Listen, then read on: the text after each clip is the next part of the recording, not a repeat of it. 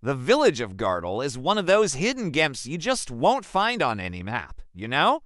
It's this super charming little spot with crooked houses that seem to hug each other, all nestled in a cozy hollow between the hills.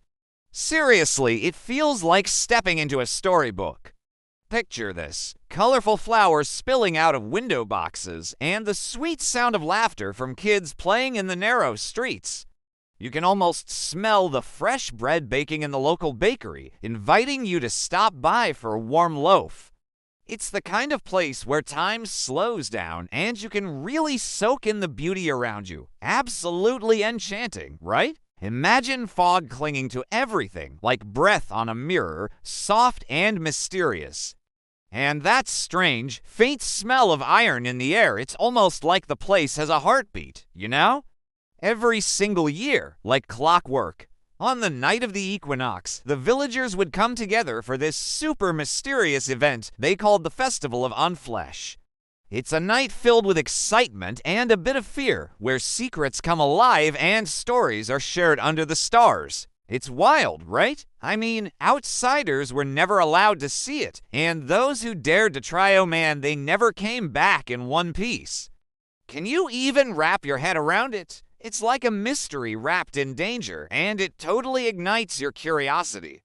So, what do you think happened to those brave souls? Were they swallowed up by the secrets lurking in that place? Or maybe they stumbled upon something so mind-blowing that it left them speechless. Just picture it. Explorers venturing into the unknown, their hearts racing, only to vanish without a trace. It's like a plot straight out of a thriller movie.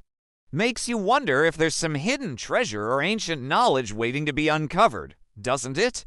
What if they found something incredible and it's just waiting for the right person to discover it? Some were found days later, wandering along highways, completely naked, mouths sewn shut, and their skin peeling off in thin ribbons, like their bodies were just unraveling. Others, well, they vanished without a trace, leaving behind only dark stains in the soil where their footprints last sank. Inspector Chuka, intrigued by a string of disappearances linked to this village, decided he had to see it for himself. He blended into the crowd, his coat pulled tight against the creepy vibe all around him, feeling the chill in the air. The moment he stepped into Ghardel, something hit him hard, a thick, unsettling vibe in the air, wrapping around him like a heavy, suffocating blanket. It just felt wrong. What was he about to uncover? The buildings sagging as though exhausted, the windows filmed with something like mucus, the people's faces strangely blank, their features soft as if clay had been pressed to many times by unskilled hands, and when he asked questions, no one gave words, only those same pale smiles that never seemed to reach the eyes that shimmered faintly as though reflecting some invisible light. When night came, they lit no lanterns, no candles, yet the air glowed faintly, a sick phosphorescence oozing from the ground itself, veins of light pulsing like arteries beneath the soil. And the villagers gathered in the square, where an effigy stood, not wood, not straw, but something that writhed, a tower of flesh and sinew, faces pressing outward like bubbles beneath stretched skin, eyes rolling and then sinking back. Mouths opening in silent screams that were swallowed into the mass, and the villagers knelt before it, humming a single note that vibrated in Chuka's teeth until he tasted metal. Then the unraveling began. One by one, the villagers peeled their skin away, calmly, deliberately sliding out of themselves as though unzipping a coat. Faces slack with peace as blood cascaded down their torsos, their discarded hides falling into the mud with wet slaps. And beneath was not muscle or bone,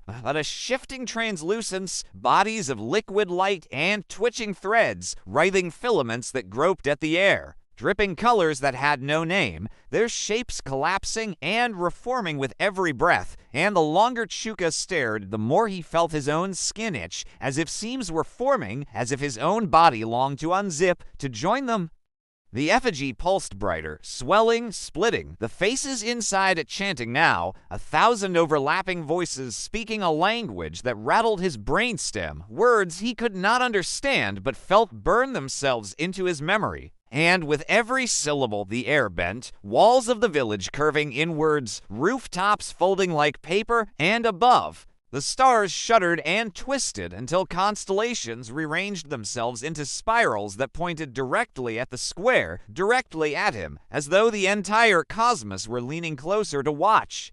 Chuka turned to flee, but his legs moved through syrup, each step dragging a trail of afterimages, his body lagging behind him. And when he looked down, he saw his fingers elongating, splitting into dozens of smaller fingers that writhed like worms, nails peeling away into shards. Bloodless, but dripping some translucent fluid that hissed when it touched the dirt. And his reflection in a nearby puddle did not match, for there he saw himself, already skinless eyes boiling into twin knots of light, his jaw unhinged wider than human filaments spilling out to tangle in the puddle's surface like roots searching for soil. Villagers reached for him, their filamentous arms wrapping around his wrists, pulling him toward the effigy, their humming louder now, forming words. His name stretched across multiple throats, until the effigy itself split open and revealed its hollow interior, a chamber slick with pulsating membranes, its walls studded with faces, hundreds,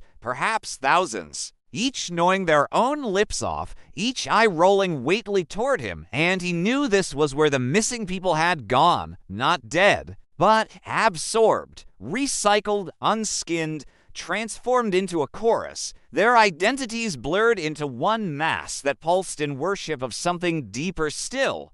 Inside the chamber, the laws of space unraveled, gravity bent, and he felt himself fall sideways into an ocean of bodies that were not bodies, textures like melting wax, surfaces that breathed and sighed and whispered, and there in the depths he glimpsed it. Not a god, not a demon, but something that regarded the very concept of flesh as an inconvenience, a colossal lattice of bone-white lines stretching beyond sight, each intersection an eye, each line a mouth. And it spoke not aloud, but within the marrow of his bones, telling him he had always belonged here, that his skin was only a costume he had borrowed, and it demanded he return it. He felt seams splitting across his chest, threads pulling apart, his skin slipping down his arms, peeling away in long ribbons, and the villagers, or what was left of them, cheered in their monotone hum as he fell deeper, deeper into the effigy's heart, until he was only light, only filament, only an echoing scream without a throat, joining the eternal chorus that moaned and wailed in praise of the unflesh.